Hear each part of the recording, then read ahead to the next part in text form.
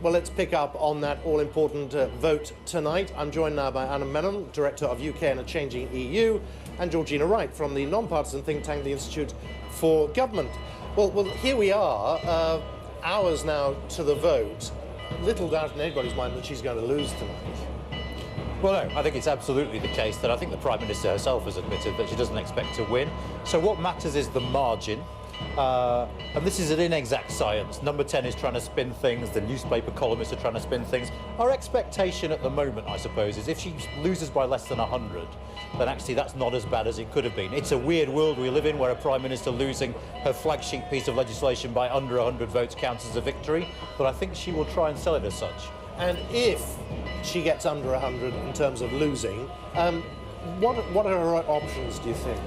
Well, I think the other thing to look out for is the amendments that are being discussed right now in UK Parliament. If there is an amendment that has a majority, or the backing of a majority of MPs sitting in the House of Commons, but the government still loses the vote this evening, she could potentially, Theresa May, go back to Brussels and, ask for some concessions and say, look, actually, this is what I need to get the deal through Parliament a second time.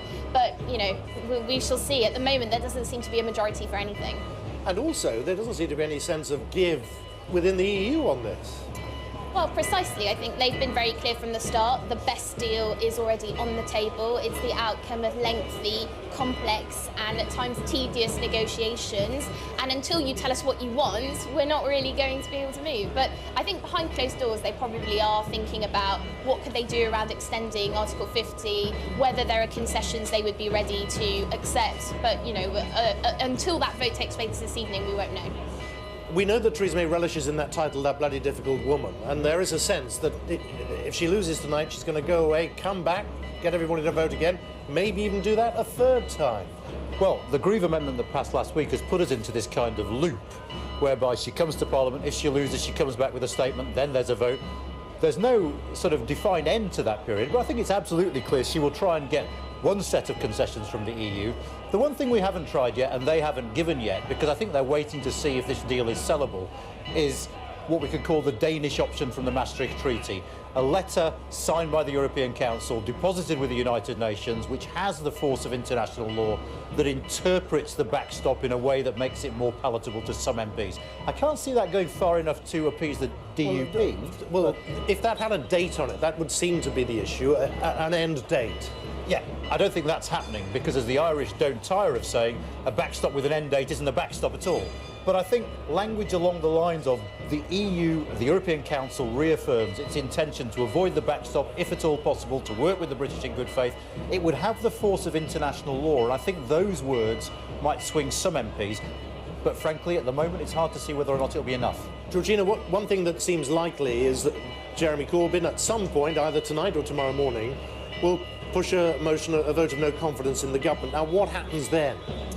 Well, you have to see if a majority of MPs support that. At the moment, it's not clear that the DUP would side with Labour if it did table a motion of no confidence, and you would need those numbers to kind of get that debate force, and to have a general election, you would need legislation. So, again, yeah, they will probably table a motion of confidence, that's what we've been hearing, but whether that's sufficient to actually trigger a general election remains to be seen. So why would they do it? Well, because they've already said openly and publicly and quite ardently that they don't like the deal on the table and that they think that they're in a better position to negotiate a better deal for the UK. Again, the question is, would the EU agree to what they're asking? And when you drill into the detail, it's not entirely clear that substantively the deal that Labour would be asking for is different to the one that we already have. Yeah, because we know all the televisions in Brussels tonight are going to be watching what's going on here just as closely as we are. Absolutely, and that's why the margin makes a difference. If the people in Brussels come to the conclusion, actually, that was pretty close, she might be able to get this over the line, I think they might be willing to countenance talking to her again and seeing if they can make some concessions. If the margin is huge, then I don't think that's going to happen. Historically, this is quite an event tonight, isn't it? Yeah, my colleague at Queen Mary has done the numbers on parliamentary rebellions. This looks like being the biggest since the 1920s. So in the history of Parliament, yes, this is quite something. But of course, we've become so used in this Brexit process to path-breaking events, whether it's being in contempt of Parliament, whether it's the government losing votes. I think the government, just before Christmas, lost more votes in 24 hours than Gordon Brown did throughout his premiership. So records are falling all over the place in this Brexit process. Georgina, one question that no one else will ask you today. If she wins, what happens then? Oh, well, I think that would be quite straightforward, actually. If she does win, then the Parliament would have to adopt the necessary domestic legislation to pass that agreement. And, of course, the European Parliament would then have to vote on the deal as well. But if the Parliament did pass, we would be heading for a smooth exit from the EU at the end of March and a transition period, which up till now is scheduled to end in December 2020, but could be extended. And during that time, we would be discussing our future and negotiating our future. But let's brace ourselves. I think those negotiations will be even more complicated than the ones we've seen now. Georgina Wright, thank you very much. Anna Menon, thank you both for coming on. Plenty more to come from Westminster in the next hour, but now let's get more from Rachel back in the studio. Rachel.